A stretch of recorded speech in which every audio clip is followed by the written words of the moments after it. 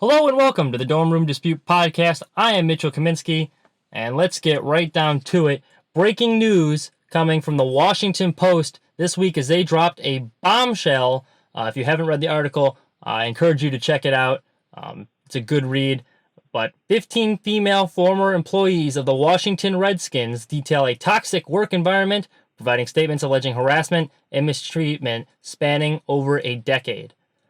Some employees that were cited for contributing to this toxic workplace environment include longtime voice of the team, Larry Michael, who was the radio announcer for them. He announced his retirement earlier this week, which came at kind of a strange time, and we now know why, because he knew the story was breaking. Former director of pro personnel, Alex Santos, was another person cited in the article, and the assistant director of pro personnel, Richard Mann, both of whom were reportedly fired after the club was contacted for comment last week. In addition, the article details complaints against former president of business operations, Dennis Green, and the former chief operating officer, Mitch Gershom. Emily Applegate, out of the 15 women that came forward, was the lone source who actually put her name out there. Most of the other women had signed non-disclosure agreements, so they couldn't have their names on it, but she called working for the Redskins, quote, the most miserable experience of my life. If you haven't read the article, I'll give you the quick Spark Notes version of what went on, some of the things that were detailed in it, and it's horrible. They had like a staircase that had like clear plexiglass below where trainers would camp out underneath because they knew if like a woman was walking above, they could look up her skirt. Veteran female employees are telling other women that just got hired like not to go to certain restaurants where men would be hanging out in training camp in Richmond. Apparently, Jay Gruden and the coaching staff, they'd be if there was this one restaurant they'd always go to. And all the women that came in there with the team and with not, this sometimes happened to reporters too. They would be making crude comments and giving in the room numbers. There's also text chains that were put in this that have, one of the bosses of one of these women, he's making jokes about her breast. So really bad stuff in here. Another one is from one of the men that was working in there. He used to be a former cheerleader in college, and apparently the owner, Dan Snyder, would mock him and tell him to do cartwheels for everyone. So a lot of stuff like that. The Redskins have hired since a lawyer, Beth Wilkerson, to investigate the team from top to bottom and do like kind of a thorough review. The problem is, the team hired her, so I don't know how partisan it is, but her name's Beth Wilkerson. She does have some pretty high-profile clients in the past, so I think she'll do a good job doing it. She prosecuted Timothy McVeigh after the Oklahoma City bombing. She represented 4 of Hillary Clinton's aides in the wake of the Clinton email controversy. She also defended Supreme Court Justice Brett Kavanaugh as he faced sexual harassment charges. She advised him to use the famous "I like beer" defense. We drank beer, my friends and I, the boys and girls. Yes, we drank beer. I liked beer. I'm kidding. I don't actually know. But in all seriousness here, some main takeaways that I had from this is, number one, unfortunately, when this broke, I wasn't necessarily surprised, which is horrible to say. But if you look at first off, if you're just looking at the Redskins, they had a story break from a couple of years ago about how poorly they were treating their cheerleaders. Apparently, they forced them to do like a topless shoot for some calendar cover.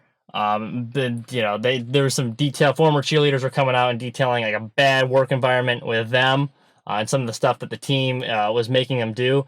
And also, the culture of football with a lot of these coaches, it's not necessarily the most welcoming environment all the time. And now I know, there's a lot of great coaches out there and good people. How the coach of the Washington Redskins, Ron Rivera, is a stand-up guy. All right, so they are not all bad. But let me tell you a story really quickly. I know a coach. He coaches at the College of DuPage, so obviously it's not like a big program. It's a community college, but they have they've had a decent football team over the years. And he was telling me one time after the presidential election. He's more of a left-leaning guy, and most of the coaches on the staff were not. So he get made fun of. Whatever. That's not a huge deal. But the day after the election, he comes into work, and they have their coaches meetings beforehand. One of the other coaches comes in and looks at him, and he's like, "Hey, grab him by the pussy," or whatever.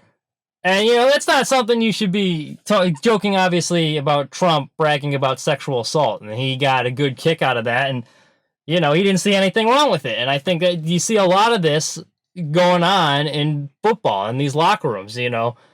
They say, when Trump used, and I don't want to get too political here, but like when Trump used his locker room defense thing, I mean, unfortunately, if you've been in a locker room, and I've had friends on these teams, I've been in locker rooms myself for teams I've been on, it's not the most it's a bunch of dudes in there. You hear some vile and disgusting stuff. Now, not to the point necessarily of bragging of sexual assault, but, they're not the most inclusive. And then you spread that out, not only from the locker room, but from top to bottom in the organization. And, that's is not a good sign. And I don't think this is going on everywhere, like I said, but football is not necessarily the most welcoming and inclusive sport for women in general.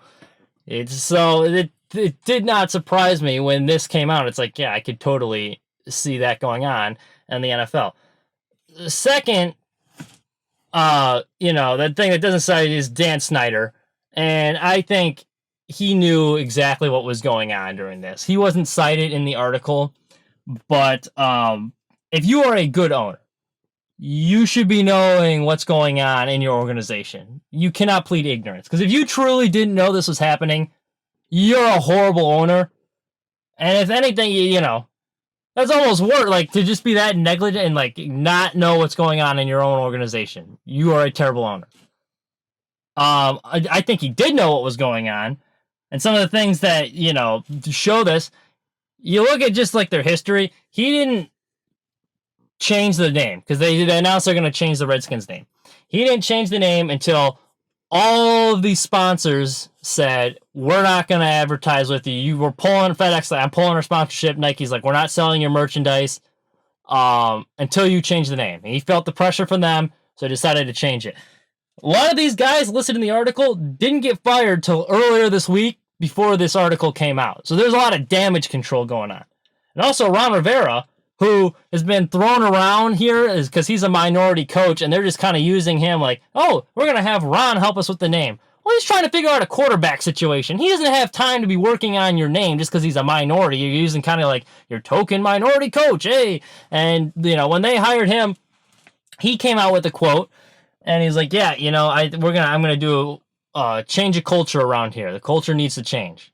Well, you wouldn't say that if you were Ron Rivera, if you didn't know something was going on. Like, when he took the job, he had a good idea of what was going on in this organization, probably because Snyder, who hired him, he probably, he had some say. Dan Snyder knew what was going on. That's why he hired Ron Rivera to clean it up. Like, you don't say that unless you know something's going on. So, and it's also, I look back, it's kind of comparable to Mark Cuban. It's the same scenario. It's like, really, you didn't know what was happening. Because this is a similar thing came out with his Dallas Mavericks. Now, the difference between Mark Cuban and Dan Snyder is Mark Cuban's a lot more popular. He's on TV all the time. He's always interactive with fans. He turns all these emails. You see him. He's out there, he's public, and he generally has a pretty good public image. So people like him. So when he says he didn't know, and he took a lot of steps to reverse it the other way, so I will give him some credit for that, but come on. I'm pretty sure he knew what was going on. It's the same thing. You're not that good of an owner if you don't know what's happening in your organization. What was going on here, quite frankly, it's disgusting. And I don't need to be the one to say that. Now, what should happen to him going forward? I know a lot of people want him to sell the team. I don't think the NFL can legally have him do that. But what you can do for him is make it as uncomfortable to own that team as possible. I mean, that's what I would do. How do you do that, you say? Well, when he comes into work, you return the favor, and you grab him by the balls there and make him do some cartwheels. No, I'm kidding. You don't actually do that. But, it's the same thing. You got to put pressure as the NFL and make it as uncomfortable to own that team as possible for Dan Snyder. Like, he should not be owning a football team any longer with this going on. You know, football's always saying they want to make it for everyone and a family-friendly sport and everything. Like, you know, you got to treat your employees right. I hope the league does so, but they have a spotty past of not even treating their players right. So I can't imagine if you're a woman going into this workplace, how that has to be like. Because a lot of them, too, if you're looking at the text messages that they show in this, like if I'm in Emily Applegate's shoes, like what am I supposed to do? This is my boss up here texting. So you don't want to be like, hey, tell him off, because, you know, there's not many women in the position that she's in a football team, which is the most in the NFL, which is the most powerful sports league in America, possibly the world. Like, the brand's going to be able, you know, it's huge.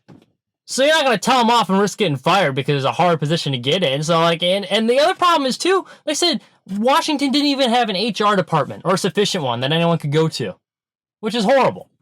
It's terrible. They got to have Dan Snyder sell the team. And I'm not making any hot takes here. I mean, everyone believes that. And the way he handled, even before this came out, the way he handled the whole name change and the Redskins logo, which Redskins, like it or not, it's a slur. Like, it should not be the name of a football team. I think it's time to change. And I don't give him any credit for changing, because the only reason he did it was because of the corporate sponsors pressuring him. The money, you follow the money. The money talks.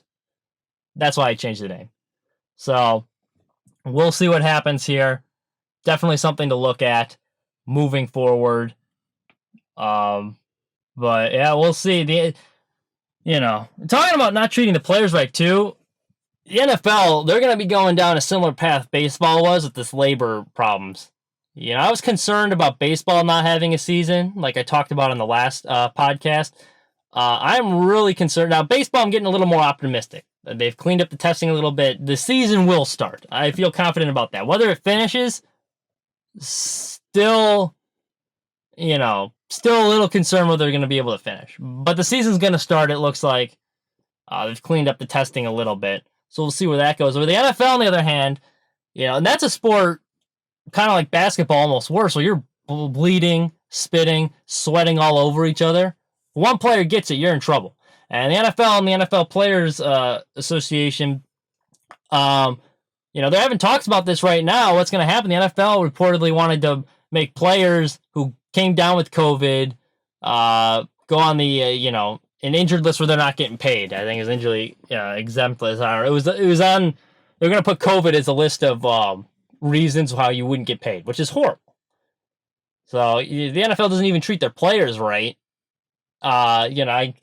It goes back to Dan Snyder. It doesn't surprise me that it wasn't treating his female employees right. They barely treat their players right, which is sad. It is really sad. But the NFL, unlike the MLB, they'll be able to overcome this. They overcame the Ray Rice thing. They overcame the national anthem thing. The brand is so powerful. Even if they bungle it and have a horrible public fight, which I think they will, the Players Association and the NFL over money and how the season's going to play out, they will be able to overcome it, where baseball didn't necessarily have that luxury. So that'll be something to keep an eye on, because as pessimistic as I was about baseball, I'm even more so about football being played this fall. Especially college football. I got news for you people. That's not happening. College football, that's going to be a crapshoot if it does. And how are you going to play? Because Big Ten also not doing any non-conference games. How are you going to have a college football playoff then? So that ain't going to happen. NFL is going to be in a very ugly public fight. I'd be surprised if that happens as well. So we shall see. The whole thing's, just disgusting. Going back to the Redskins thing. Finally, wrap things up. Bryson DeShambeau, our old friend. And, I was talking about him a little bit last week. He's made back in the news this week. He scored a 10 in the second round of the Memorial Tournament on the 15th hole. Now, that's something I can relate to. I've scored a 10 before. I can't hit the ball 400 yards, but boy, it was quite a sight to behold. and he's making quite the name for himself. And he threw another little, hissy fit. He kept hitting the same club from the same spot, and he hit it out of bounds 3 times, which is pretty funny to watch him begin with, because like I said, I can't stand the guy. Even when he was coming up in the amateurs, he always wore that like funny golf hat, It wasn't like the baseball cap style. It's kind of like the Irish, like flat, I don't know what you call it, like a Sherlock Holmes looking hat. And he was talking about how he had all these experimental golf balls that he would like put them in water and see how well they floated, and then give away the bad ones. He didn't only use like certain balls with a certain amount of buoyancy or something stupid like that. Then all of his clubs were the same length, but they just had different angles, which was actually, that was kind of interesting how he's doing that. But he was always a little off, and now he's all bulked up, 400 pounds, knocks the crap out of the ball, hits it 400 yards. But, I think he's on steroids. I'm coming out and saying it. We alluded to it last week. And if not, he's eating a whole lot of bacon, but it didn't help him last night at that 10. How's your brand doing now, Bryson? You and your 10. He's not even going to make the cut. He went from winning a tournament 2 weeks ago. Now he's not even going to make the cut, which I think is pretty funny. And then he hit one ball out of bounds. Then he's arguing with the rule guy. And I'm not going to come out here and say I'm some stand-up golfer who knows all the rules. I've been known to kick my ball around and improve my lie from time to time. So I'm not going to knock him. But like the ball is clearly out of bounds, and the rule official's like, yeah, you can't play that. He's like, I don't believe you. I want a second ruling. It's like, come on. No. It's touching the line. The boundary's inside the edge of these fence posts. Dude, you're kidding me.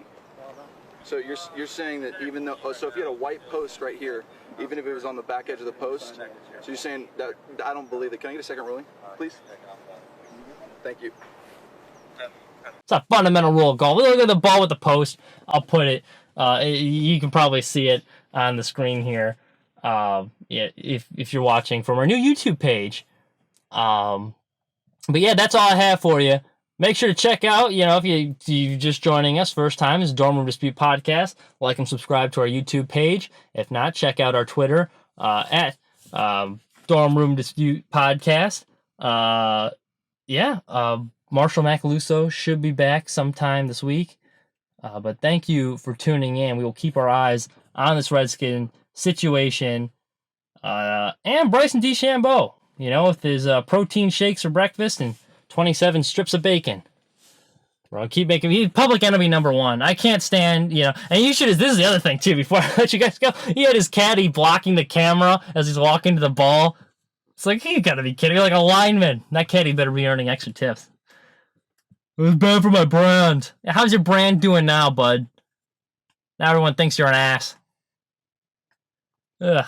Anyway, thank you for listening. Have a great rest of your week.